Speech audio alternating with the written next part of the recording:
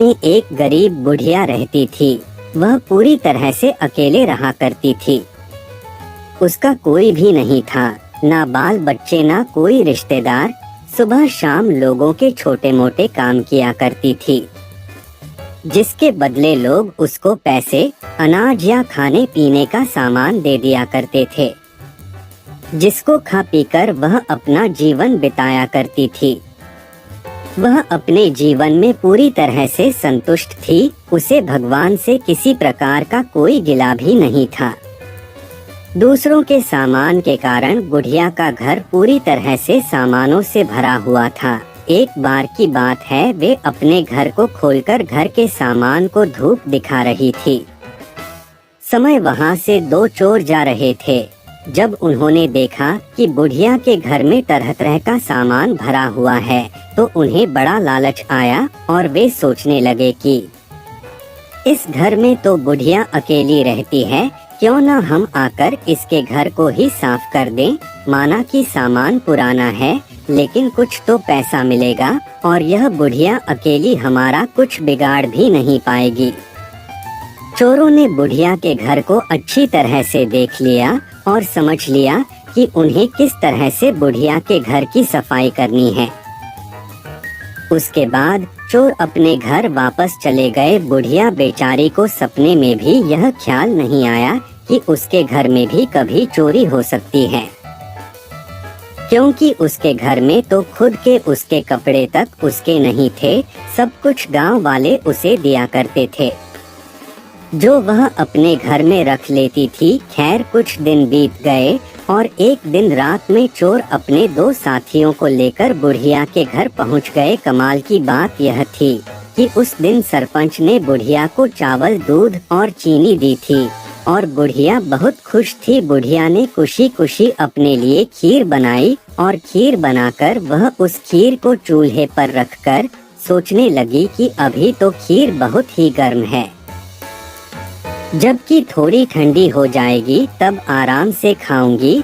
और अपने बिस्तर पर लेट गई और खीर के ठंडा होने का इंतजार करने लगी। लेटे लेटे उसे नींद आ गई और वे सो गई और जोर जोर से खर्राटे लेने लगी। चोर बाहर खड़े थे। बुढ़िया के खर्राटे की आवाज सुनते ही उन्होंने सोचा कि चलो अब रास्ता साफ हो गया और अब हम आराम से बुढ़िया का घर साफ कर सकते हैं। वह सब जल्दी जल्दी आकर बुढ़िया के घर में सामान तलाशने लगे, परंतु कमाल की बात यह थी कि उन्होंने जो देखा था वह बिल्कुल गलत था। बुढ़िया का घर तो सामान से भरा हुआ था, किंतु एक भी सामान साबुत नहीं था। हर सामान टूटा फूटा, पुराना और खराब था। यह चोर बड़े दुखी हुए और बुढ़िया को बहुत गालियां देने लगे। वह बोले, देखो कितनी दुष्ट बुढ़िया है, आराम से सो रही है और हम बेचारे इतनी मेहनत कर रहे हैं। तभी दूसरे चोर की नजर चूल्हे पर रखी खीर पड़ी। गरम गरम खीर को देखकर चोर ने कहा, चलो बुढ़िया के घर कुछ और नहीं मिला तो कम से कम खीर तो है। और वह उसको खाने लगे। जब वह खीर खाकर जाने लगे तो उन्होंने थोड़ी सी खीर बुढ़िया के लिए छोड़ दी, किंतु जब उन्होंने बुढ़िया की तरफ देखा तो उसका हाथ खुला हुआ था, जैसे वह कुछ मांग रही हो। साथ ही उसका मुंह भी खुला हुआ था, जिसे देखकर चोरों ने सोचा कि बेचारी बुढ़िया लोगों से मांग मांग कर अपना जीवन बिता रही है।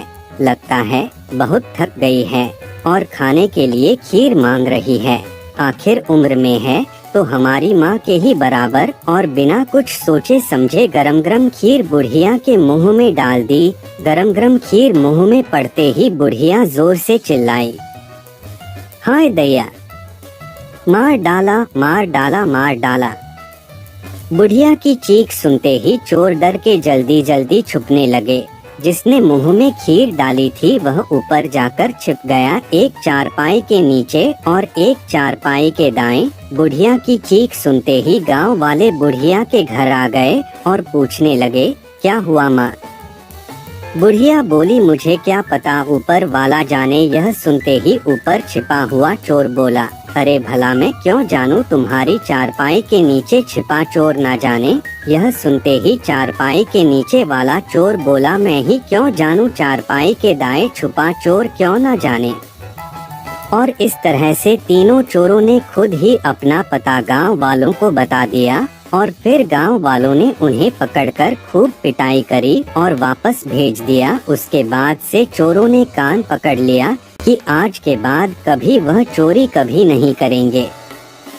चोर चाहे